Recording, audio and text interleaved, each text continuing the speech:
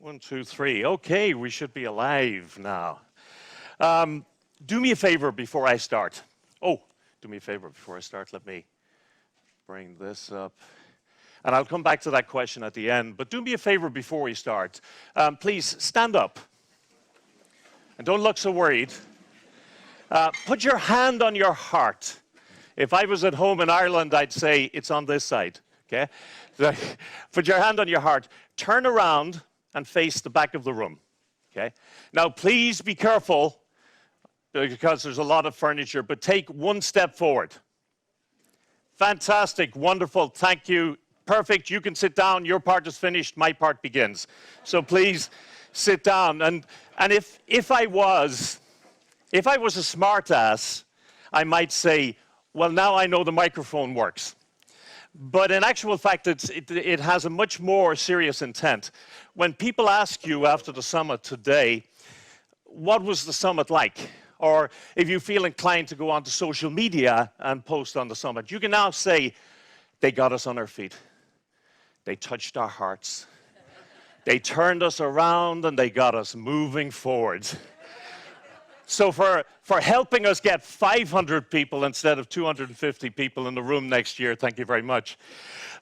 So we've spoken so far a lot about emotional intelligence. And what was really nice for me, who has not got one word of finish, was to feel the passion from some of the people that spoke this morning. I mean, there's an expression a mentor of mine used to use. He said, who you are speaks so loudly, I cannot hear what you say. And Paulina is an absolute perfect example of that. Even with no finish, I got the sense, I felt her heart. And the problem with emotional intelligence is that since Goleman made it a thing, he really kind of stole it off two other folks, but that's another day's job, or another day's work. But since he made it a thing by publishing his book in 1995, it's been one of these dry, academic things that we all know exist. We all know there's research that says it's good to have. We all know we should be doing something about it, and yet most people are not, because it's not real to us. So the first thing I want to do today is bring you back in time in your lives, each of you, to a time when the emotional intelligence of the people around you impacted you in a way that you still feel today. Because before we talk about what you should do about emotional intelligence, we have to understand how does it impact us? How has it impacted you? How is it impacting every single interaction you have with every person in your life until now and from this point forward? And to do that, you're going to need the nice little booklet that the folks gave you, because I'm going to do a very quick exercise. And I'm going to ask you first off to think of the best boss you ever worked for. Now, if you never had the pleasure of working for a boss who you say was good enough to make a best list, well then think of the best colleague, the best mentor, but somebody who inspired you, the best boss you ever worked for. And I'd just like you to put their name on the top of this. And if you're sitting beside somebody and you don't want them to see these names, you can use code names, whatever you like, initials, just to keep it private. But please write something down, because I want your mind to start tuning back to what it was like to be around that person. And I'm going to ask you to think back to how that person turned up, how they showed up in the world, what they were like day to day in the way they dealt with you. And I'm going to do that by asking you to look at 5 or 6 behaviors, and by telling me how often they displayed them by comparison to everybody else. So let's imagine that one of the behaviors was tells wonderfully funny stories. Okay? If that was one of the behaviors, well then a score of 5 would be, oh yeah, Deiric told more wonderfully funny stories than anybody else I ever knew. A score of 1 would be Deiric was humor bypassed. He would have done very well in the funeral industry, in the undertaking industry. And a 3 is, it kind of in the middle, average. So let me start, and I'll give you an example of the first one, and the rest of them we'll go through. Demonstrates awareness of their mood and emotions. How many people here have in the last year, say, walked into a meeting where you knew there was going to be friction, where you knew there was going to be a little bit of tension between people, yeah? And if it did, not in the last year, you're lucky, but certainly in your life, you've had those. A few months ago, myself and our CFO, our Chief Financial Officer, were meeting a client who had got, as the Americans would say, got his panties in a bunch. He was getting upset about something, and it was very obvious from the emails that he was fairly upset. So for those conversations, you always prepare very well, the best you can, but it's still tense as you walk through the door. And I don't know what they do in Finland, but in Ireland, it doesn't matter how serious it is. People always say, how was the traffic? Wow, terrible weather we're having right now, right? How are the kids? So you do all those preliminary pleasantries, and everybody's all friendly. And then the meeting got to a point where people started taking little bites. You know what I mean? When they start saying little snitty little things that they're not big enough for you to argue with, but you know that it's one of those. And just as this started happening and the temperature in the room started to rise, my colleague, Marie-Jean, MJ, excused herself to the bathroom. So I want you to imagine that you're me in that situation. It's like you're swinging in the wind. Suddenly you've got 3 people across the table, and all they want to do is tear your head off. And she goes to the bathroom. Okay? And so she leaves, and I feel a little uncomfortable. And she's back in 30, 40 seconds later, and we carry on.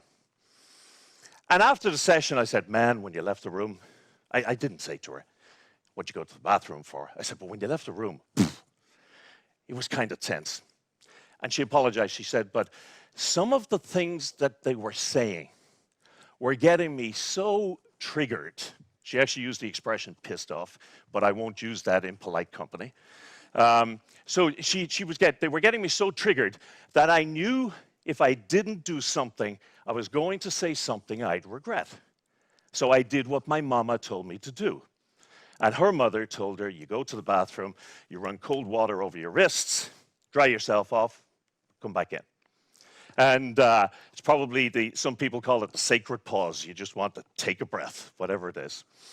But what she showed, if I was to score her on this, I'd score her a 5 because she knew that she was about to go boom. She demonstrated, it was very clear to me, she had an awareness of her mood and emotions. So let me take you back to the best boss you ever worked for. To what extent did she or he demonstrate awareness of their mood and emotions? 5, absolutely extraordinary. 1, none whatsoever. So just write down a number for that person, please. I'm going to steal some water here. I'm not going to steal some water. Ava? Oh, there it is. Sorry. Thank you very much. Cheers. Okay, the other 5 are easy. You won't need examples. Makes others feel appreciated. Doesn't take much. Please, thank you, good morning, how are you?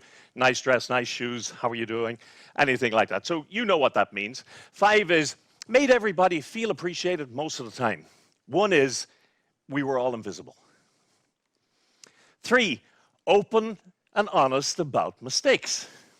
Now, I don't know about you, but I can be totally open and honest about your mistakes. I can be absolutely blunt, but my mistakes is not as easy. That takes a little bit more. So a 5 is mea culpa, I screwed up, I dropped the ball, whatever it is. That's a 5. 1 is, who can I blame? Who can I stitch up for this? And 3 is in the middle. 4 is makes ethical decisions. Again, isn't it always easy to do the right thing when it doesn't hurt us? But it's when it's going to cost us money or it's going to cost us face that doing the moral and the ethical thing is tricky. A 5 in this did the right thing regardless. A 1 was, what did they call it? There is an expression for ethically pliable or something. No, I can't remember. It's gone. But you get the idea. 5, manages their emotions effectively in difficult situations. You know that that boss didn't if the first question you asked of your colleague when you arrived in the morning is, what sort of mood is he in? Because if that was the first question, you know he was a 1 or a 2. Okay? So the 5 is the Zen master. The wheels come off the business, things go badly wrong, it collapsing around, and he says, don't worry, we can do something about this. Let's just take a breath. 1 is, the sky is falling. So 5 high, 1 low. And finally, recognizes others' hard work and achievements. And the first book you ever read on management, the first book you ever read on motivating people said, catch people doing things right. It should be absolutely imbued into every single one of us, and yet people don't do it as a natural course. 5 is, they went out of their way to catch us doing something right. 1 is, eaten bread is soon forgotten.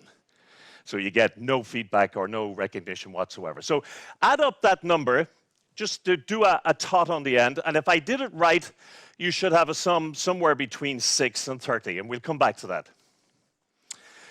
Let me ask you, does anybody, I'm not going to ask you for names, does anybody know somebody in their lives who, when they walk into the room, they suck the energy and the optimism and the positivity out of the room and the temperature drops 2 degrees? Yeah. Everybody knows somebody like that. My old mentor, he's passed away sadly, he said, Deiric, I won't do the accent, he was American.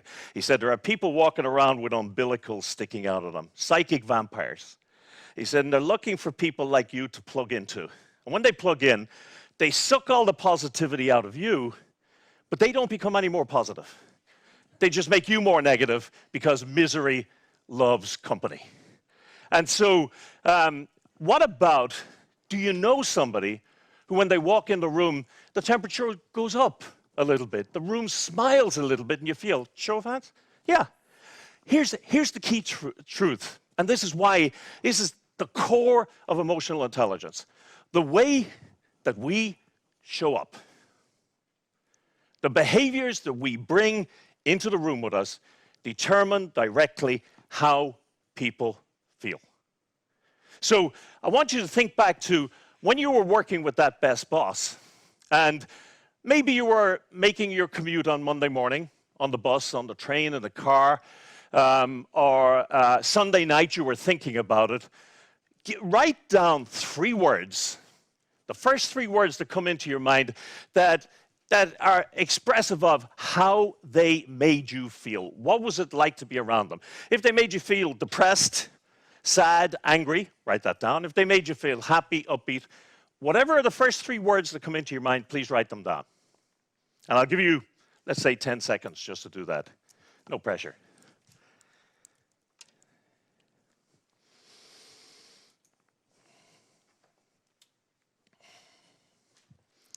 And then finally, let's go all techie. Have you ever come across this expression, discretionary effort? Okay, don't worry about it. I use it because it's one of the only formal phrases I've heard used for this. Gallup talk about that little bit extra that you and I give in a job when we're engaged. When we like what we're doing, when we feel able to do it, when we're operating in what that man with the unpronounceable name from Hungary, Cheek sent me high, calls flow mode. Discretionary effort is what we measure on the bottom line in organizations who have highly engaged people. They get higher returns or higher earnings per share, higher productivity, and in general, better results.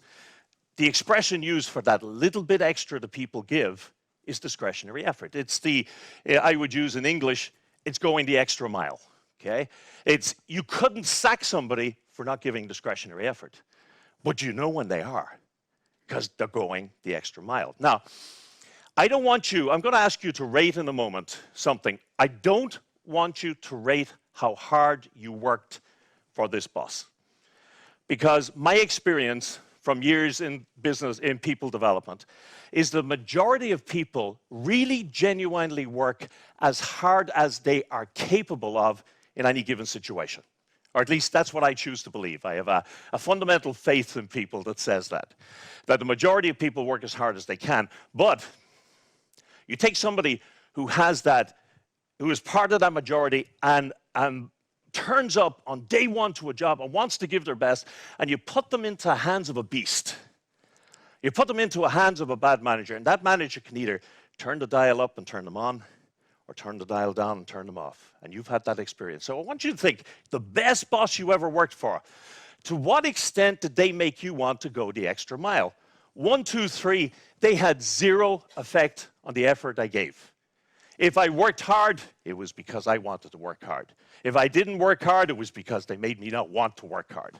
8, 9, 10 is, yeah, they lit a fire in me. If they were somebody that you said, when I worked for her, I did things I didn't know I was capable of, well, then they're an 8, 9, 10. If you said, I was in that job for the paycheck, then it's probably 1, 2, 3. So best boss you ever worked for, give them a rating.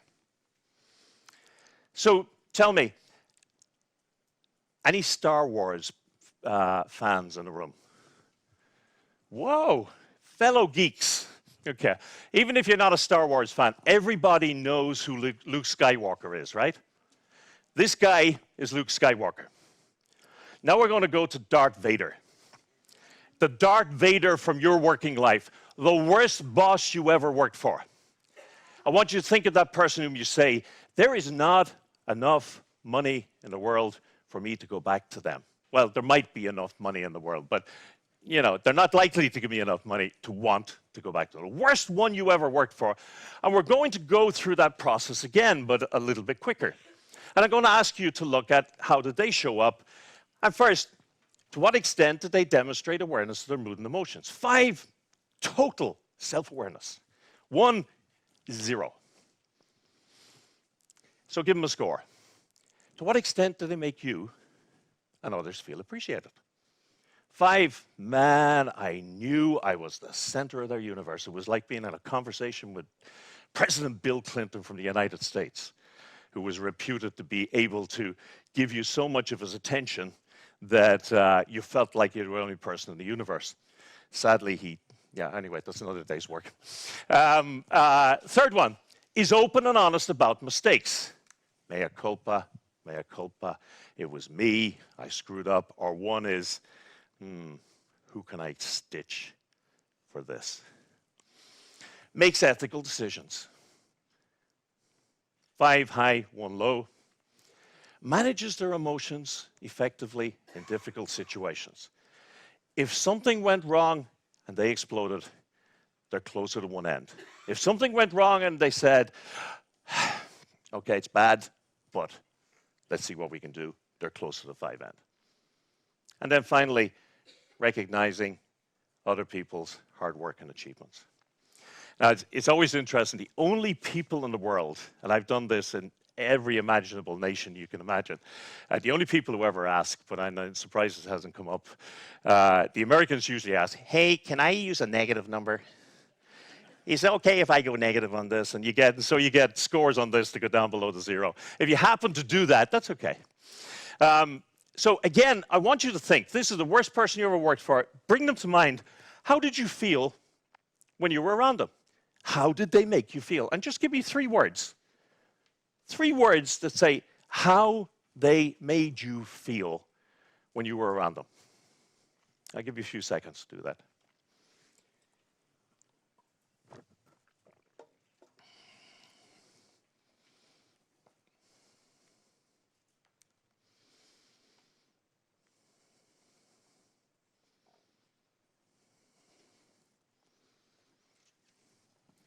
And then finally, to what extent did they turn you on or turn you off? Now, I'm not asking how hard did you work. I'm asking how hard did they make you want to work? And 8, 9, 10, I would have walked over hot coals for this person. 1, 2, 3, I was there month to month for the check. Okay, so just for the which, and of course, if you want to go negative, you can go negative. Okay, so let's start. So tell me about the experience. Shout out some numbers, if you would, for the scores you gave to the best boss. Anybody? 40. Wow, that's a good deal. That's my first 40. 26? 28? 24, 27. Okay, let's do this. Anything higher than, well, nothing higher than 40, so we're up at the high end. Anything lower than 24? 18? Okay. Anything lower than 18? Super. Okay. So what about Darth Vader? What score did you give Darth?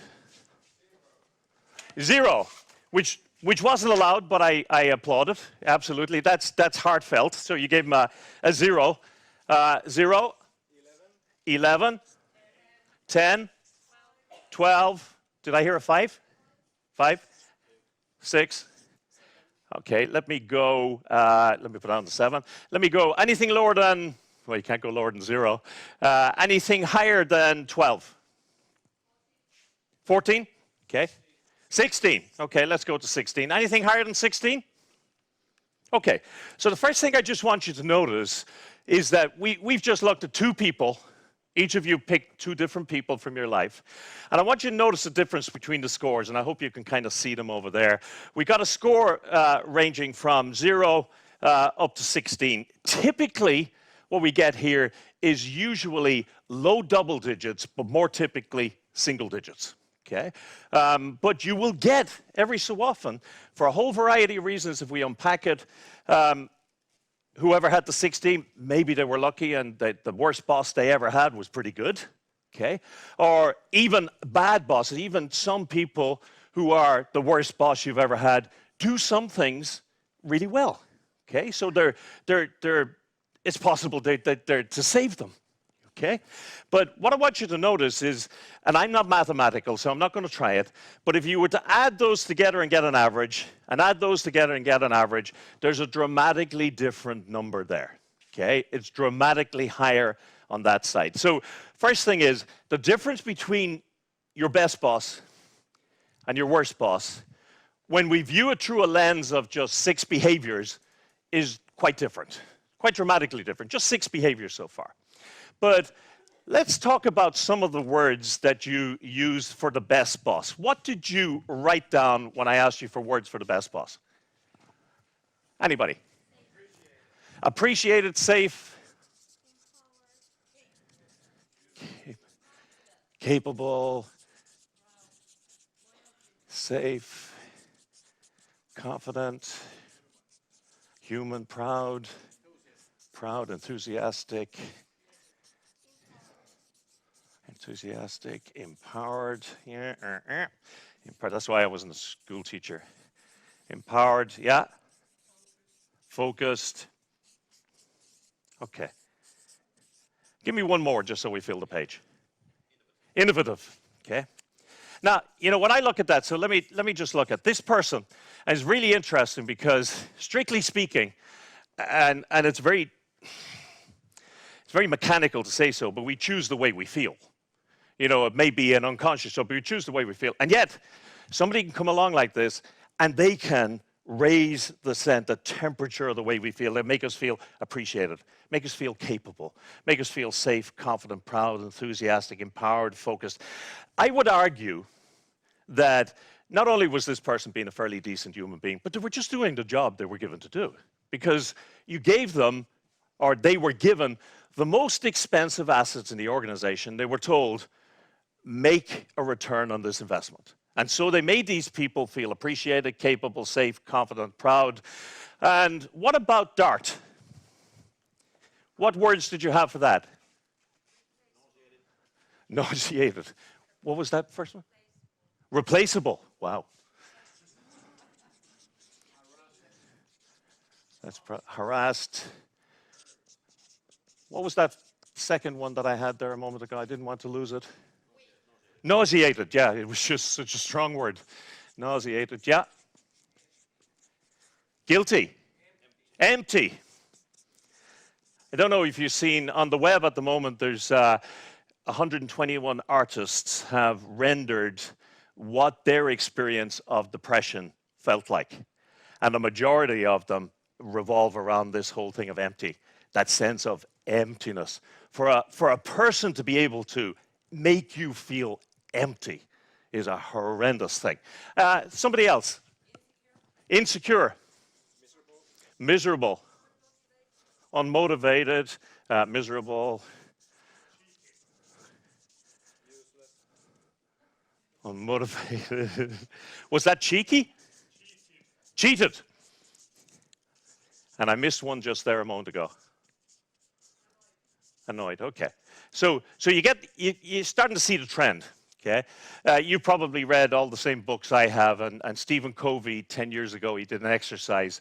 Imagine that you've just died, and you're lying in the box, and all the people who worked for you and worked with you and your family are talking about you, and they're saying the impact you had upon them. This is probably not what you were looking for, okay?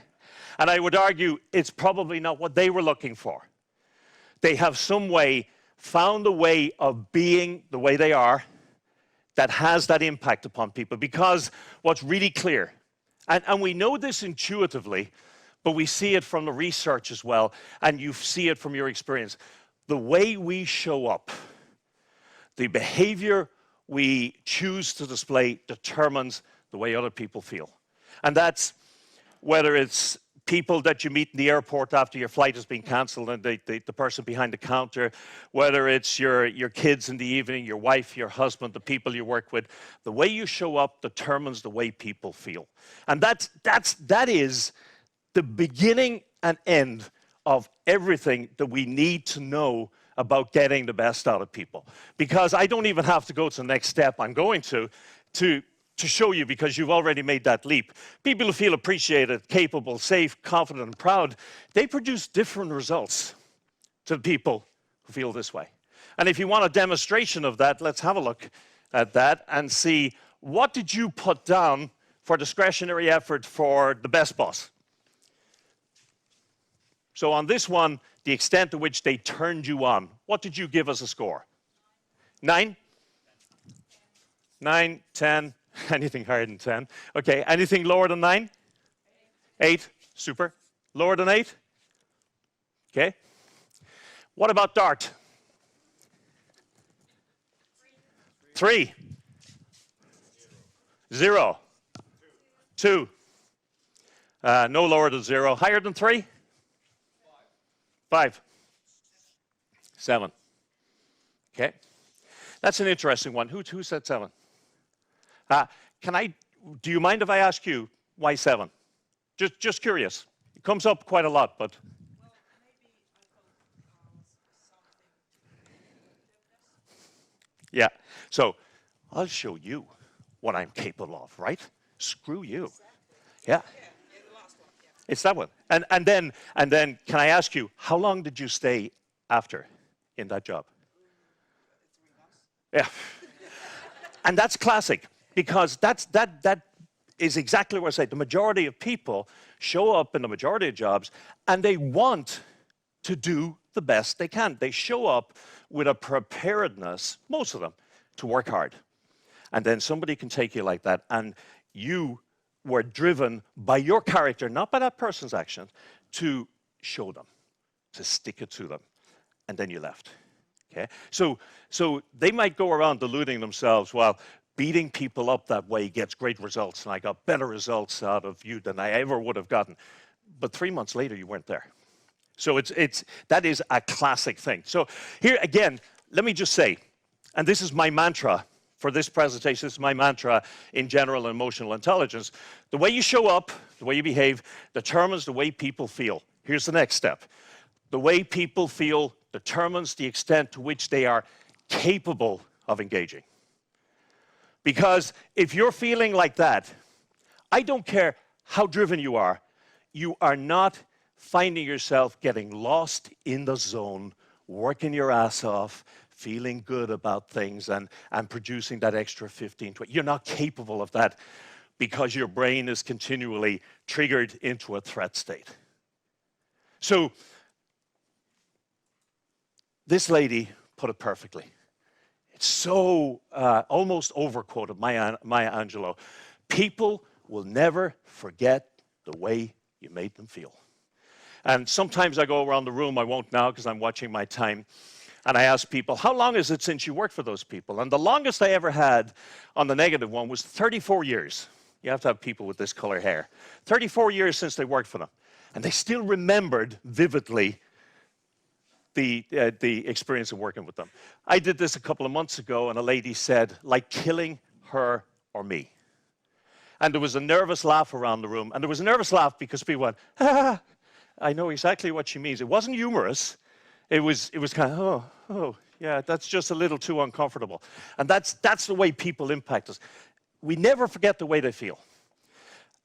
Now, I can show up like this guy on the left 4 days a week, and on the 5th day, I can show up with a bear with a sore paw, because we are all human. And sometimes we have days where it doesn't work as well. I call them Mondays, and where you're not quite the same person. And what do people say then? Give him space. This is not him. It's not the usual. This person can have days when they show up and they are the center of a sunny universe. And what do you say? Well, by the way, what do you say? When they show up and they're all friendly and helpful and nice, what do you say? What's she looking for? What's going on here? Count your fingers type of thing. Now, already Pekka showed you this model. And he showed you 6 scales that he measured, that we measure using this Genos model. I want to show you, they're not there by accident. They are there because they are representative of the sorts of behaviors we need to feel from the people around us to be able to find ourselves in this sort of comfortable state. So what we did was, in this model, there are 6 scales. In the assessment itself, we have 7 behaviors. We just used 1 from each of the scales. So you rated your best and your worst boss on demonstrates awareness of their mood and emotions. That's one of the items from that assessment. You measured them on the extent to which they were empathetic or aware of others, sensitive, made others feel appreciated. And so we took, out of 42 behaviors, we took just 6 of them. And you were able to identify the difference between the best and the worst boss. Now, here's the reality. We don't live in a binary world. For the most part, our lives are not populated by blacks and whites, by Darth and Luke Skywalker. We, ourselves, and the majority of people, are somewhere in the middle. We're somewhere in shades of gray. We do some things really, really well, and we do some things not so terribly well. Some of the things about the way we show up really turn people on, and some of them turn people off. And I guarantee you that 80% of these people don't know the impact they're having. Or if they know the impact, they don't know where it's coming from. And they don't know how to change it. Because nobody gets up in the morning and says, I can't wait to get to work. Because I want all the people by the end of the day to feel harassed, nauseous, empty, insecure, miserable, unmotivated. You know, that's only in comic books. Majority of people don't want to have, but they've learned that way, if you like, of being.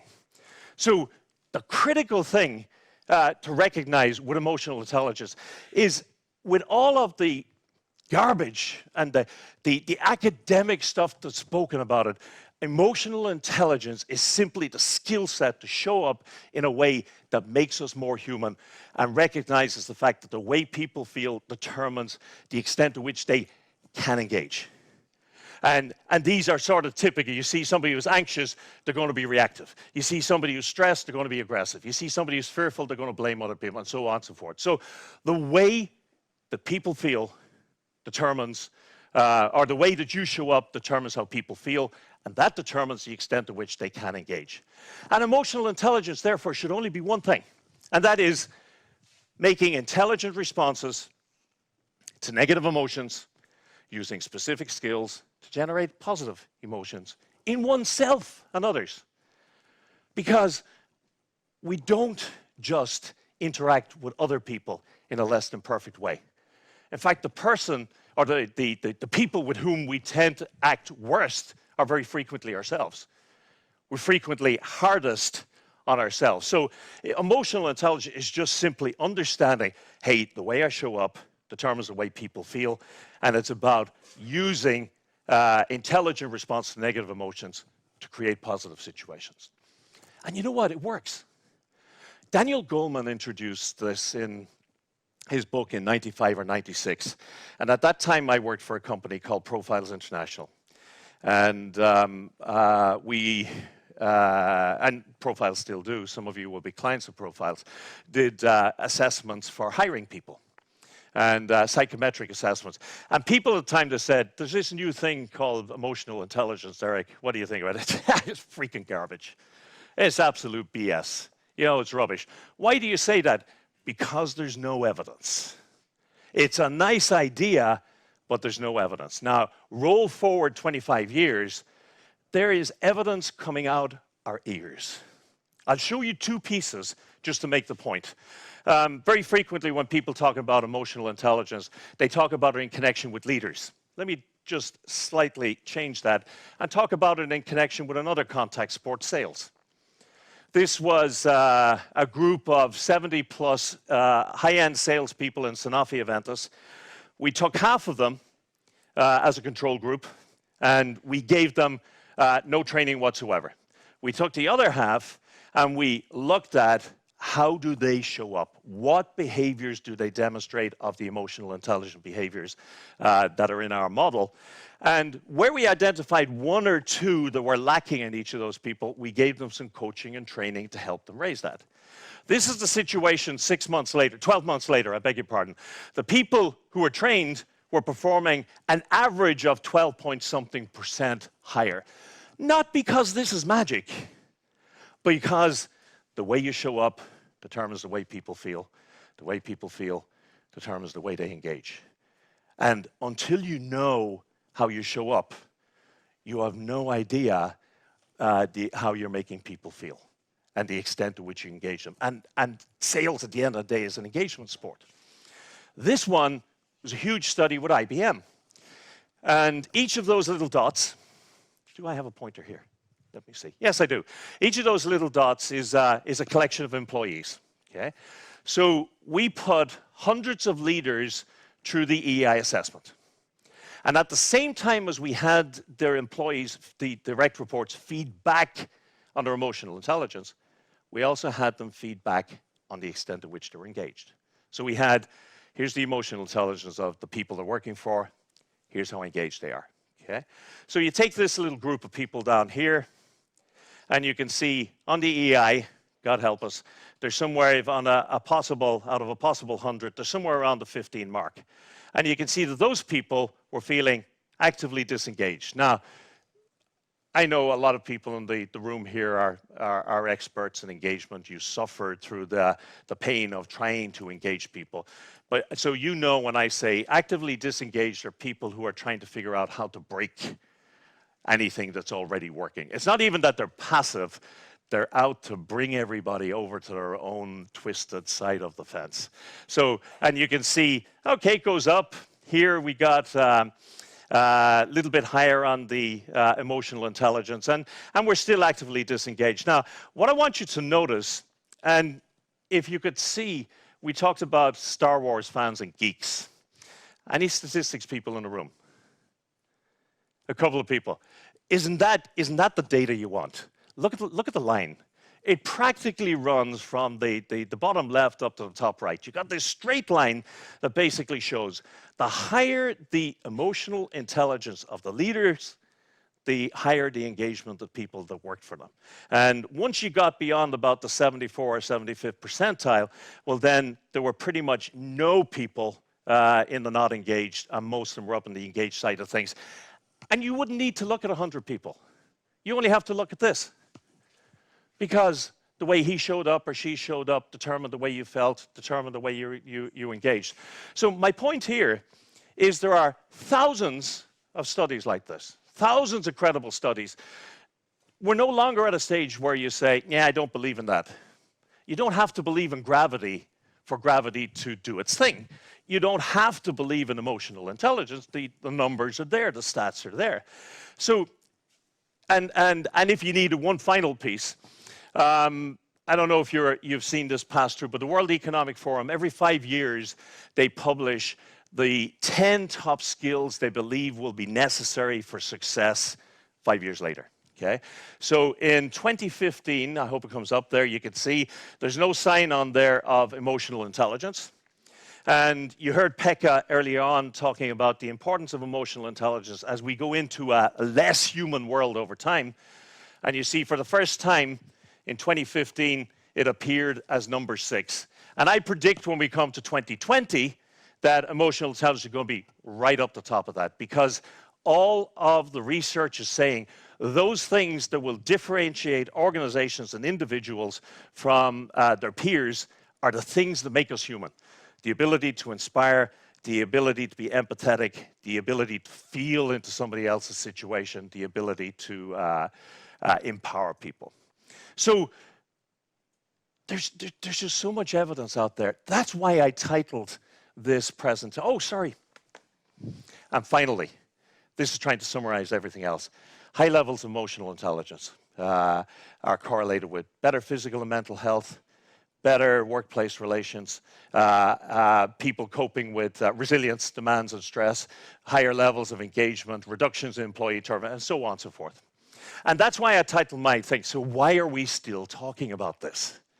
And but when I say, why are we still talking about it, why is the whole world not moved into a mode of making sure when they hire people, they're hiring people who have as much emotional intelligence as they get, and when they bring them in, that they're developing them to have as much. And the reason is people like me and the industry I come from. The assessment industry has been responsible, and fellas like Goldman, who are academics, who write about these concepts in an academic way and don't tell you what to do next. They don't answer the so what question. And the big challenge is that for you to learn any new skill, and the skill of being Deiric McCann has taken me 59 years to perfect. So it's taken me a long time to get to perfect these imperfections, okay? And all of the behaviors that go with it. And if I want to change those, just a simple skill, I have to rehearse it 144 times. So what does the assessment industry traditionally do with something like emotional intelligence? Comes along, it gives you a big report, and it says, here's about 70 things that are wrong with you. If you change these, you'll motivate people. Go for it, boy. And it always reminds me of Charles Revson, the guy who founded Revlon Cosmetics. And he had a famous saying. He said, I'm like a mosquito in a nudist colony. I know exactly what I should be doing, but I can't figure out where to start. And that has been the problem. Most people know exactly what they should be doing. You read Goldman's book, and you know, oh yeah, I should be becoming more emotionally intelligent, but gee, I can't bend myself to fit this perfect model. And the reality is, you don't actually have to.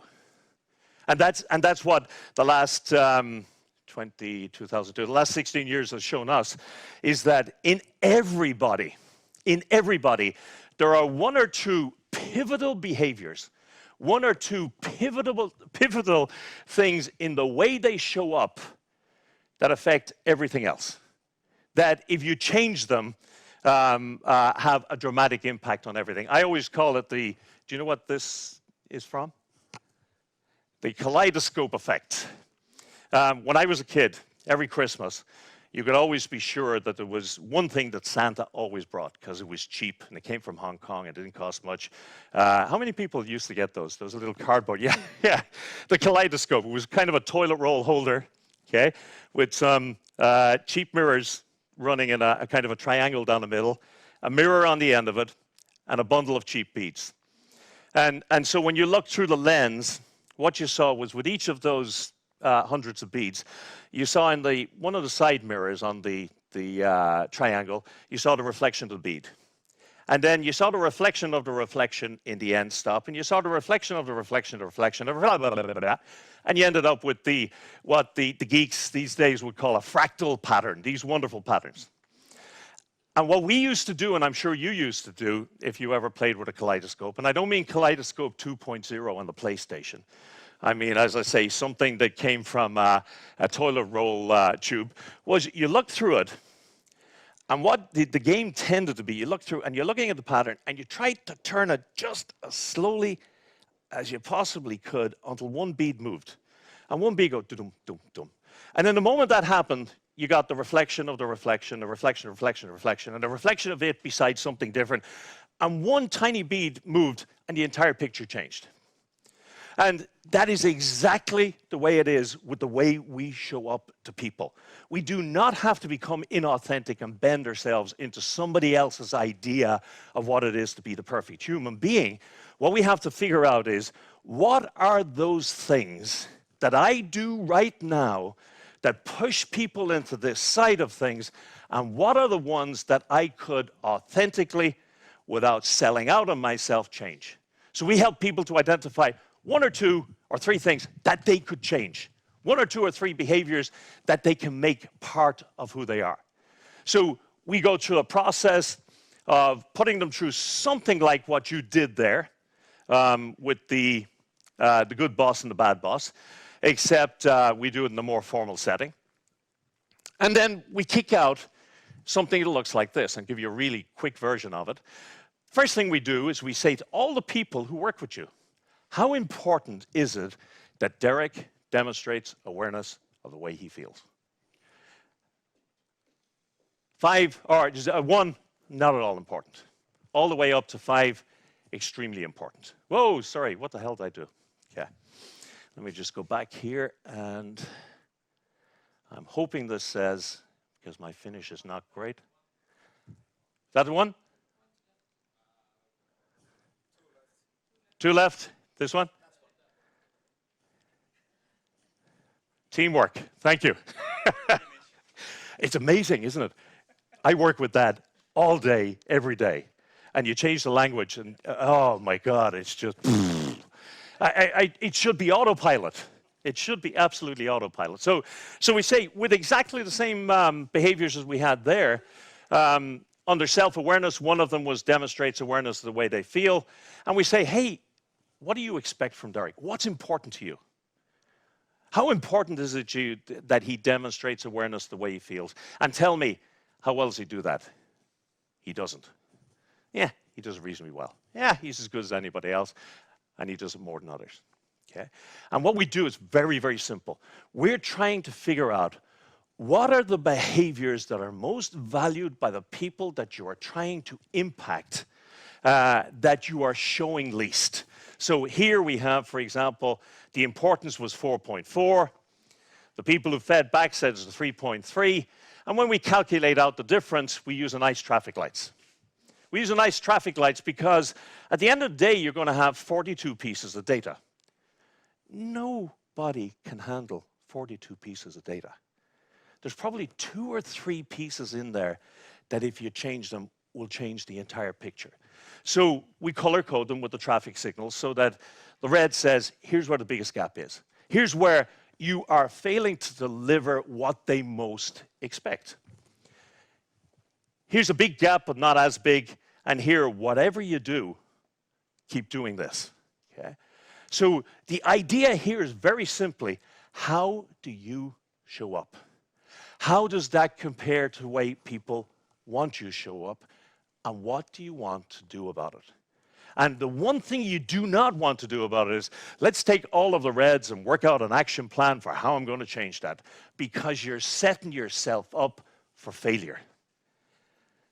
The trick in this is to work out, what are the 1 or 2 behaviors that if I change them will really make a difference, but that I can live with, that fit me, that suit me, that work with me as well. For the millennials, they always want to know, am I as good as everybody else out there? How am I doing? How is brand Deiric? We have something built in here which is kind of a benchmark that gives you a snapshot of, here's what the rest of the world looks like. And so the extent to which your score is inside that box is the extent to which you are demonstrating that behavior as much as anybody else out in the workplace. So when we put that in front of you, what we're saying to you is, here is what we found out about you. Now, let's sit down and work out which one or two of these matter. Which one or two of these are worthy of a change. Which one or two of these you can take action upon and you can do something about.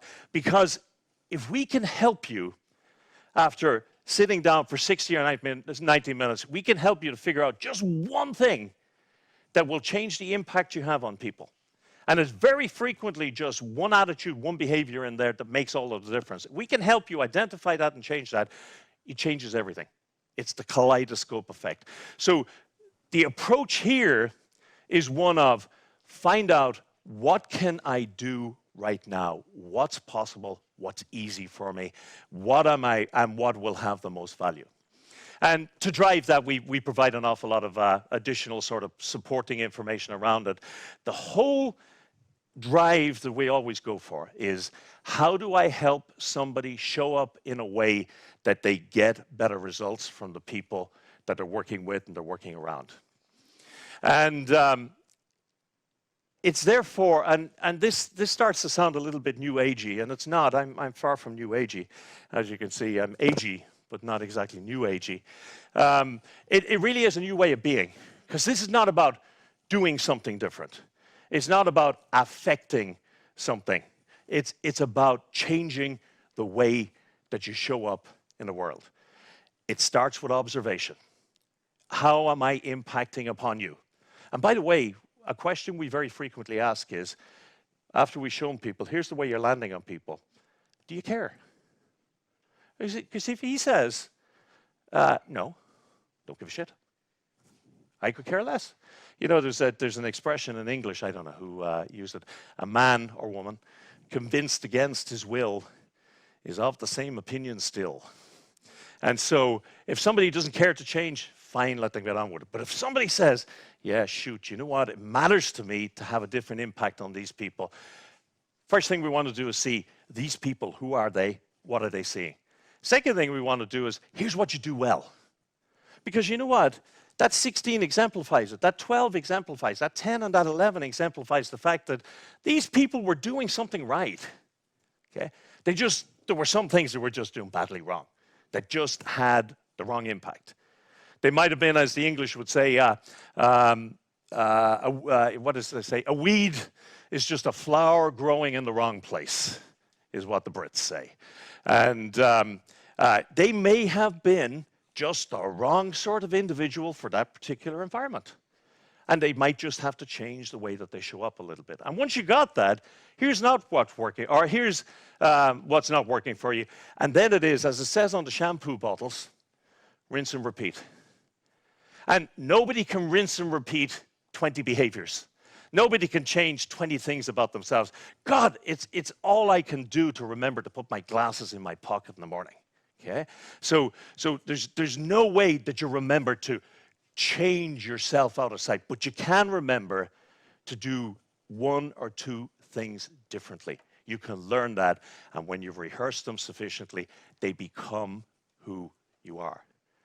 So, rolling all the way back, the key thing for me with emotional intelligence is it's all about the way you show up, because the way you show up, which is a choice, determines the way people feel.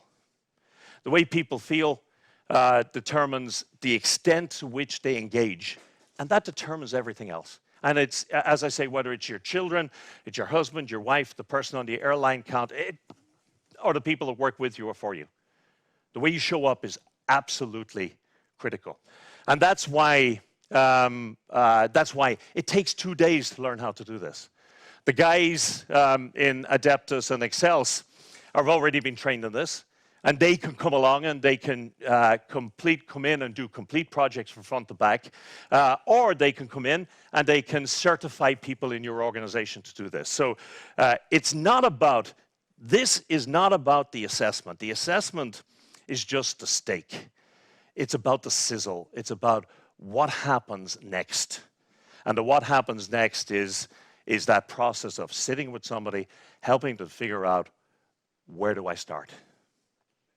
So, why are we still talking about it? Well, after today, and after all the wonderful presentations you had this morning, I hope we won't just be talking about it, I hope we'll be going into action. And I know that the guys from Adeptus have some things they want to share with you on how they're going to do that. So thank you from me for laughing in the right places. Yeah, okay. There are some places, there's sometimes you say serious things, I swear to God. And you realize, oh God, I'm speaking Irish English. They're laughing at the serious parts, and they're not laughing at. So thank you for laughing at the right parts and not laughing at the other parts. And thank you for your attention. So have a really good day. Thank you. Thanks. Thank you.